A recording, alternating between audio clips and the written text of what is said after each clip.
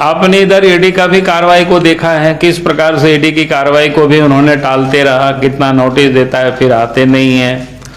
और जिस दिन ईडी वालों को बुलाया उस दिन भी आप सब लोगों ने देखा कि क्या घटनाएं घटी, वो किसी से छुपा हुआ नहीं है। भाई जब घर में ईडी पहुंचते हैं तो स्वाभाविक है कि ईडी की सुरक्षा में सीआरपीएफ के जवान भी थे। और आप सबने देखा होगा कि इस प्रकार से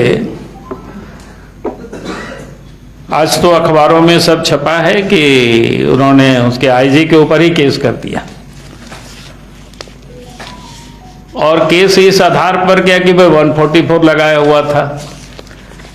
144 जो मैंने उस कागज को पढ़ा कि सुबह से लेकर के शाम तक 11 बजे तक 144 रहेगी, उसकी परिधि और उससे कितना 400 मीटर 500 मीटर की दूरी तक।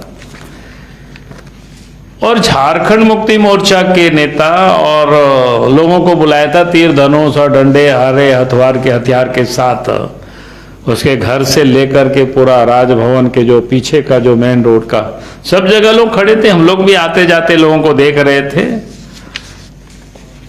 और शाम में तो फिर वो निकल करके हेमंत सोरेन ने खुद सभा को संबोधित कर रहे हैं। कायदे से सबसे पहला मुजरिम और 144 का किसी ने कोई उल्लंघन किया तो हेमंत सोरेन जी ने किया। सीआरपीएफ वाले तो या राज्य सरकार की पुलिस ने भी काफी तादाद में रहे होंगे वहां पर सिक्योरिटी में, तो उनका तो काम है सिक्योरिटी करना, उनका तो काम है उसके लिए जाना। लेकिन केस तो होना किसके चाहिए था? जेएमएम के उन वर्करों के ऊपर, जेएमएम वालों ने जो भड़काने की बयान दिया था उनके ऊपर एफआईआर होनी चाहिए। एफआईआर तो उनके ऊपर होना चाहिए था, हेमंत सोरेन के ऊपर, मुख्यमंत्री के ऊपर होना चाहिए था। 144 का तो उन्होंने उल्लंघन किया। सरकार उनकी है, उनके सरकार ने, उनके पदाधिकारी ने 144 का ऐलान करता है शाम तक, और फिर मुख्यमंत्री आकर के गाड़ी के बोनट पर खड़े होकर के भाषण देते हैं।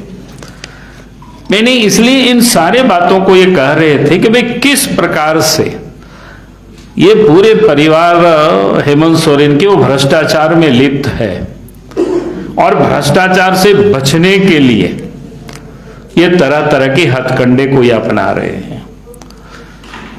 और इसलिए मैं कहूंगा कि ये भ्रष्टाचार से बच नहीं सकते हैं, चाहे वो कितनों भी कोशिश कर लें।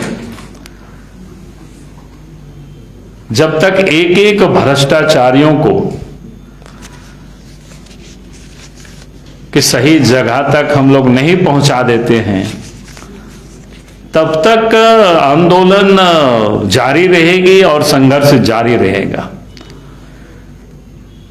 अगर भ्रष्टाचारी इसी प्रकार से घूमते रहेंगे, भ्रष्टाचारी इसी प्रकार की सत्ता पर बैठे रहेंगे, तो फिर लोकतंत्र भी कमजोर होगा और लोकतंत्र पर से लोगों की विश्वास भी उठ जाएगी।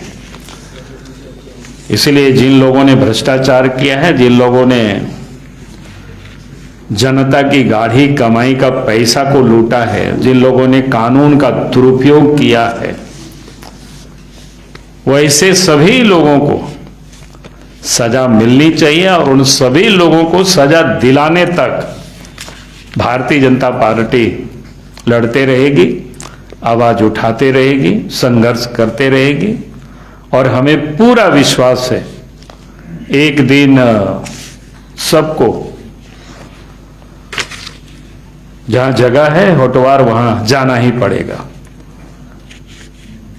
और चूंकि लोकपाल का मामला है, उसमें तो उस पूरे मामले को सीबीआई से जांच होना है और इसलिए वो बचने की कोशिश करते हैं। सीबीआई से जांच होगी तो किस प्रकार से इन लोगों ने अवैध संपत्ति अर्जित करने के जो रास्ता अपनाया है, चाहे वो शेल कंपनी का गठन हो, चाहे उनके साथ अमित अग्रवाल का किस प्रकार से संबंध है, व्यवसायिक संबंध है, किस प्रकार से सारी चीजें आ जाएगी। और इसीलिए वो जांच ना हो, इसलिए वो अदालत की दरवाजा बार बार खटखटाते हैं। और अब तो मैं कहूँगा कि दिल्ली के हाई कोर्ट ने बड़े ही अच्छी जजमेंट दिया, भले देर हुआ लेकिन उनका जजमेंट आया। हम उस जजमेंट की हम प्रशंसा करते हैं, जो कि उन्होंने एक अच्छा जिसको कह सकते हैं जजमेंट दिया है, ताकि देश में जो भ्रष्ट लोग हैं, जो लोग भ्रष्टाचार में जो लोग लिप्त है, वो फिर इस प्रकार से बचने के लिए कोई दुस्साहस नहीं कर पाएंगे। और मुझे लगता है कि आज जो विषय था हमारी ओर से बहुत बड़ा मुद्दा है, इसलिए मुझे लगा कि मैं आप सब लोगों के साथ इस बात को मैं समझ रखूं। और मैं फिर से हेमंत सोरेन जी को कहूंगा कि भाई जांच में आप बाधा मत डालिए, जांच में आप सहयोग करिए।